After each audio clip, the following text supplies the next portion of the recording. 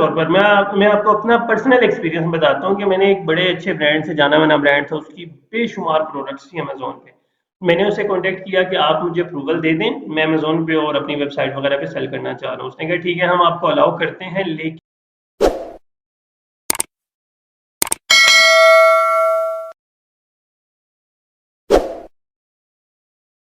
जी अस्सलाम वालेकुम।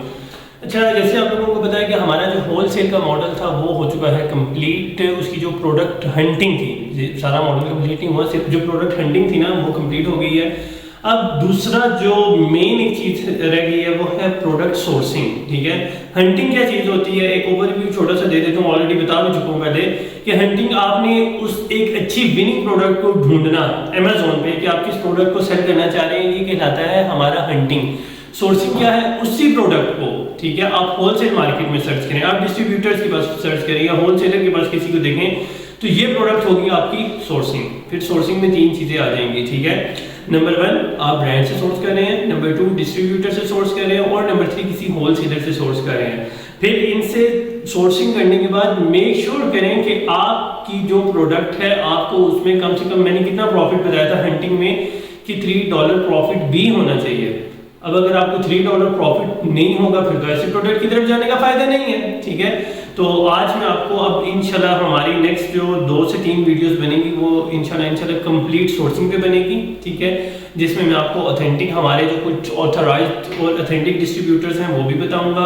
ठीक है, ब्रांड से कॉन्टेक्ट कैसे किया जाता है, कॉल वगैरह कैसे की जाती है, ये मैं आपको इंशाल्लाह बताऊंगा। डिस्ट्रीब्यूटर्स के साथ कैसे अकाउंट बनाते हैं, A to Z इंशाल्लाह आपको जो आने वाली वीडियोस हैं, इंक्लूड आज की वीडियो, इस सब वीडियोस में आपको ये सारी चीज़ें बताऊंगा। तो आइए चलते हैं स्क्रीन की तरफ और फिर आपको मैं बताता हूँ कि मज़ीद ब्रांड, डिस्ट्रीब्यूटर, होलसेलर में फ़र्क क्या है, किस डिस्ट्रीब्यूटर की तरफ जाना चाहिए, किसकी तरफ नहीं जाना चाहिए। तो इंशाल्लाह ये चीज़ें आज कवर करते हैं।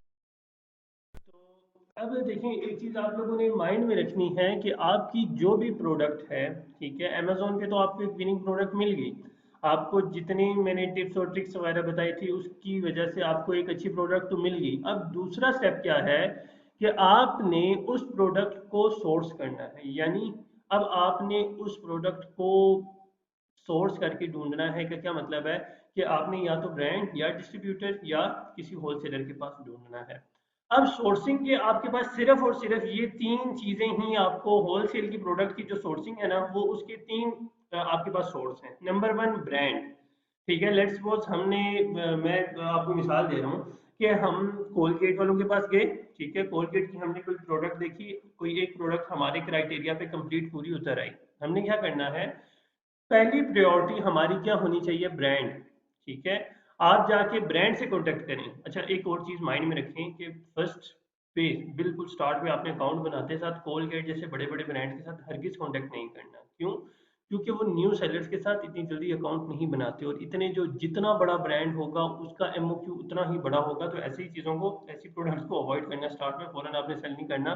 स्टार्ट हमेशा अमेजोन पे छोटे ब्रांड से करें। ठीक है, अब पहले नंबर पर सोर्सिंग का आपके पास सबसे बेस्ट सोर्स क्या है, ब्रांड खुद है। ठीक है, लेट्स सपोज मैंने आपको एग्जांपल दी है कोलगेट की, तो आप कोलगेट के पास ही जाएं। ठीक है, और कोलगेट को अपना एक इंट्रोडक्शन दें। इंट्रोडक्शन देने के बाद आप उसको बताएं कि आप कोलगेट की एक जो स्पेसिफिक प्रोडक्ट है उसका भी उसको बताएं कि वो प्रोडक्ट आप अमेजोन पे सेल करना चाह रहे हैं।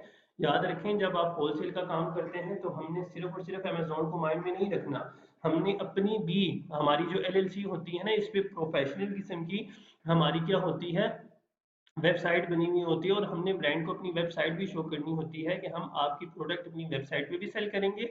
उसके अलावा हम कहाँ पे सेल करेंगे, अमेजोन पे सेल करेंगे। तो आपने उनको बकायदा एक टेम्पलेट में, इंशाल्लाह आपको मैं आगे चल के दिखाऊंगा कि एक टेम्पलेट हमने भेजना होता है जिसके थ्रू हमने ब्रांड से कॉन्टेक्ट करना होता है। ठीक है, पहला सोर्स आपको कौन सा बता दिया, ब्रांड।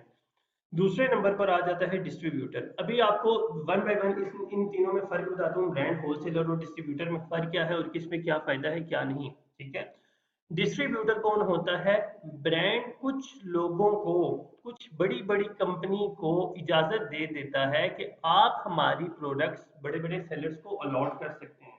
ठीक है, वो कहलाते हैं डिस्ट्रीब्यूटर। ठीक है, ये जो डिस्ट्रीब्यूटर्स होते हैं ना, इन्होंने डिस्ट्रीब्यूशनशिप ले ली होती है ब्रांड से। ठीक है, इनके पास ब्रांड की प्रोडक्ट्स होती हैं और ये आपको ब्रांड्स की प्रोडक्ट क्या है सेल करते हैं, ठीक है।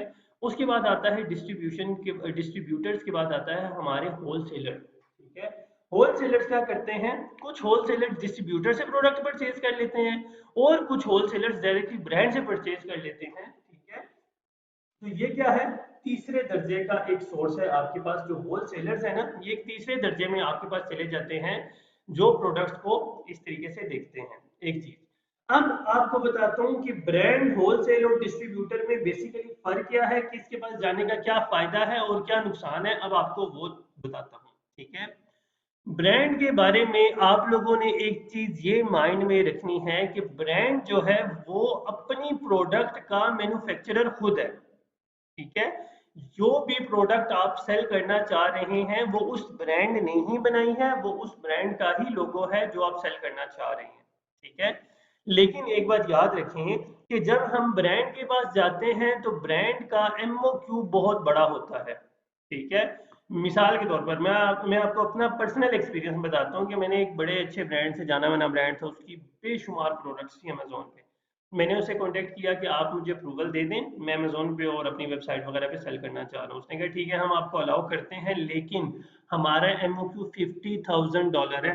उसने 70 पहले कहा, फिर 50 पे लेकर आया, फिर 50 से मैं निगोशिएट करके उसको 30 पे लेकर आया। $30,000 की बात कर रहा हूँ, पाकिस्तानी रुपीज की नहीं बात कर रहा, ठीक है। तो ये होता है आपका ब्रांड का एमओक्यू, ठीक है, बहुत ज्यादा होता है, बहुत ज्यादा, ठीक है। फिर आता है आपका ब्रांड के साथ एक एग्रीमेंट होता है और एक बाकायदा तौर पर कॉन्ट्रैक्ट होता है, ठीक है। मेरे पास काफी सारे ब्रांड्स के कॉन्ट्रैक्ट पड़े हुए हैं। कॉन्ट्रैक्ट उनका क्या होता है मैं आपको समझाता हूँ कि वो उस कॉन्ट्रैक्ट को अगर आप साइन करेंगे तो उसके बाद आप उस ब्रांड के ऑथराइज्ड सेलर के हिलाएंगे, ठीक है। ब्रांड बाकायदा तौर पर आपको परमिशन दे देता है कि आप उस ब्रांड की प्रोडक्ट क्या कर सकते हैं, अमेजोन पर सेल कर सकते हैं, एक बात। दूसरे नंबर पर ब्रांड आपको अपनी प्रोडक्ट्स का क्राइटेरिया बता देता है कि आपने ये प्रोडक्ट इतने की सेल करनी है, ज्यादा से ज्यादा ये प्राइस है, कम से कम ये प्राइस है, आपने कम नहीं करनी और इससे ज्यादा नहीं करनी। क्यों? क्योंकि हमारी ब्रांड की रेपुटेशन खराब होगी, ठीक है। और फिर वो बाकायदा तौर पर आपसे कॉन्ट्रैक्ट भी करवाते हैं कि आपने हर मंथ हमसे इतनी परचेजिंग करनी है, ठीक है। उनके ब्रांड की इतनी ज्यादा रिस्ट्रिक्शंस होती हैं, ठीक है। अच्छा, ब्रांड के पास जाने का एक और फायदा क्या है कि आपको वो प्रोडक्ट, जाहिर बात है आप किससे परचेज कर रहे हैं, डायरेक्टली मैन्युफैक्चरर से परचेज कर रहे हैं, यानी कि ब्रांड खुद से परचेज कर रहे हैं, तो आपको वो प्रोडक्ट थोड़ी सी सस्ती मिल जाती है as compare to distributors and wholesalers, ठीक है। और सबसे एक जो मुश्किल बात है ब्रांड अप्रूवल में कि किसी भी ब्रांड से डायरेक्टली अप्रूवल ले लेना, अप्रूवल मतलब इजाजत ले लेना अमेजोन के ऊपर सेल करने की, ये एक सबसे बड़ी चैलेंजिंग सिचुएशन है, ठीक है। सबसे एक चैलेंजिंग काम ये है कि आप किसी ब्रांड से क्या करते हैं, अप्रूवल लेते हैं, ठीक है। सबसे मुश्किल काम, अगर आपको मिल जाता है तो बस आप एक ब्रांड की दो चार प्रोडक्ट को एक एक साल भी अमेजोन पे सेल करें ना तो आपको नुकसान नहीं होगा बल्कि फायदा ही होगा, ठीक है। ये तो होगी सारी बातें किसके बारे में, आपके ब्रांड के बारे में, ठीक है। अब कुछ बातें आपको बताता हूँ डिस्ट्रीब्यूटर्स के बारे में। पहले तो ये चीज आप लोग माइंड में रखें कि डिस्ट्रीब्यूटर कौन होता है। डिस्ट्रीब्यूटर बेसिकली एक क्या है, ब्रांड या मैन्युफैक्चरर जो भी है, ब्रांड और रिटेलर्स के दरमियान एक ब्रिज का काम कर रहा होता है। यानी एक मिसाल के तौर पर जिसे हम कहते हैं ना, सालसी का काम करता है कि दो लोगों को आपस में जोड़ रहा होता है। क्यों? क्योंकि कुछ लोग ब्रांड के पास जाते हैं, ब्रांड अप्रूवल नहीं दे रहा होता, या फिर ब्रांड क्या करता है, ब्रांड का एमओक्यू बहुत हाई होता है तो ब्रांड आपको बता देता है जी आप मेरे डिस्ट्रीब्यूटर्स के पास चले जाओ, मैं खुद अप्रूवल आपको नहीं दे रहा, ठीक है। आप क्या करते हैं, डिस्ट्रीब्यूटर के पास आ जाते हैं और उसे बताते हैं कि मुझे फलाने ब्रांड ने आपके पास भेजा, मैं उनसे अप्रूवल लेने की कोशिश की थी, उन्होंने आपको सजेस्ट किया है, आपका नाम, तो मैं इस वजह से आपके साथ अकाउंट बनाना चाह रहा हूँ। तो जब आपका अकाउंट बनेगा तो सबसे बड़ा बेनिफिट क्या है कि डिस्ट्रीब्यूटर्स का एमओक्यू बहुत लो होता है। आपको बहुत सारे डिस्ट्रीब्यूटर्स ऐसे मिल जाएंगे, कुछ का एमओक्यू 1000 होता है, कुछ का 2000, कुछ का 3000, कुछ ऐसे डिस्ट्रीब्यूटर्स भी होते हैं जिसका 30 50 हजार भी होता है, ठीक है। डिस्ट्रीब्यूटर्स भी कुछ इस तरह के आपको मिलते हैं, ठीक है। और एक डिस्ट्रीब्यूटर, एक बात याद रखें, एक ब्रांड के डिफरेंट डिस्ट्रीब्यूटर्स हो सकते हैं, अलग अलग सिटीज में हो सकते हैं, तो आपको वो मसला भी नहीं होगा, ठीक है।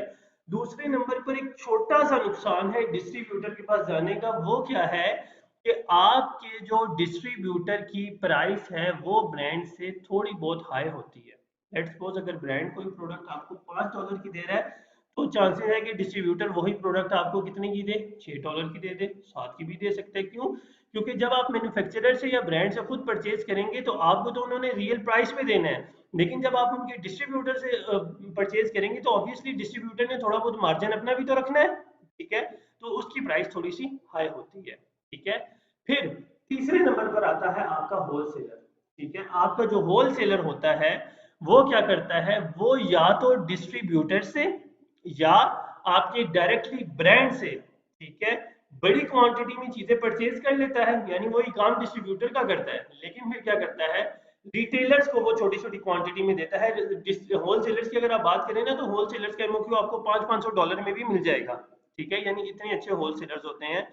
और इसका सबसे बड़ा फायदा ही होलसेलर के पास जाने का ये है कि इनका एमओक्यू कम होता है, ठीक है। और उसके बाद आप होलसेलर्स की अगर आप बात करें, एक एक होलसेलर के पास हजारों ब्रांड्स होते हैं। आपको एक होलसेलर के साथ अगर अकाउंट बनाए ना, तो वो आपको शीट देंगे, तो शीट देने के बाद आपकी जब वो शीट आपको उनसे शीट मिलेगी, तो आप देखेंगे उस शीट को आप हजार, उसके अंदर हजार ब्रांड होंगे जिनके साथ आप कॉन्टेक्ट कर सकते हैं, ठीक है, या उस ब्रांड की प्रोडक्ट भी आप उस होलसेलर से परचेज कर सकते हैं। और लास्ट में जो बहुत जरूरी एक चीज है वो क्या है, कि आपका जो डिस्ट्रीब्यूटर होता है, या सॉरी जो होलसेलर होता है, उसकी एक बात क्या है कि उसकी प्राइस डिस्ट्रीब्यूटर और ब्रांड से थोड़ी सी ज्यादा हाई होती है। अब क्यों हाई होती है, उसका एक मेन रीजन ये है कि ब्रांड जब देगा आपको, उसने तो अपना मार्जिन रख के दे दिया, वो प्रोडक्ट $5 पे उसने $5 की हमें दे रहा था, ठीक है, उसने $5 की डिस्ट्रीब्यूटर को दी, डिस्ट्रीब्यूटर ने भी $1 अपना प्रॉफिट रख लिया, $6 हो गया। फिर जब आप वो प्रोडक्ट होलसेलर से परचेज करेंगे ना, तो मे बी होलसेलर आपको $60 की दे या $8 की दे। क्यों? क्योंकि होलसेलर ने अपना भी उसमें प्रॉफिट मार्जिन रखना होता है, और क्योंकि इनका एमओक्यू लो होता है, तो ऑब्वियसली जिनका एमओक्यू लो होगा तो उनकी थोड़ी बहुत प्राइस तो हाई होगी, ठीक है। तो ये तीन है मेन सोर्स आपकी कोई भी अच्छी प्रोडक्ट को सोर्स करने के लिए, ये तीन आपके पास सोर्सेज मौजूद हैं। Number 1 brand, number 2 distributor, number 3 wholesaler. अब एक चीज आप लोगों ने माइंड में रखनी है कि आपका ब्रांड जो भी, मिसाल के तौर पर ब्रांड की तरफ जा रहे हैं, ब्रांड से अप्रूवल आपको नहीं मिला, तो हमारे पास सेकंड ऑप्शन कौन सा है, हमारा डिस्ट्रीब्यूटर या होलसेलर। अब होलसेलर और डिस्ट्रीब्यूटर ये दो आपके पास तो हैं, ठीक है, लेकिन याद रखेंगे किसी भी डिस्ट्रीब्यूटर और होलसेलर का ऑथेंटिक भी होना जरूरी है और ऑथराइज्ड होना भी जरूरी है। ये अथेंटिकेशन और ऑथराइजेशन ये दोनों अलग अलग चीजें हैं, इन दोनों को मिक्स ना कीजिएगा। किसी ब्रांड का ऑथराइज होना क्या चीज है, कि किसी भी ब्रांड ने, लेट्स सपोज कोलगेट की एग्जांपल लेते हैं, कि कोलगेट ने एक मिसाल के तौर पर डिस्ट्रीब्यूटर है, मास्टर वैल्यू वाला डिस्ट्रीब्यूटर है, बड़ा एक जाना माना डिस्ट्रीब्यूटर है। मास्टर वैल्यू होलसेल के नाम का जो डिस्ट्रीब्यूटर है, कोलगेट ब्रांड ने इस डिस्ट्रीब्यूटर को इजाजत दी हुई है, इसको ऑथराइजेशन दी हुई है अपने ब्रांड को सेल करने की। तो ये मास्टर वैल्यू वाला जो डिस्ट्रीब्यूटर होगा, ये कोलगेट का ऑथराइज डिस्ट्रीब्यूटर कहलाएगा, ठीक है, एक बात।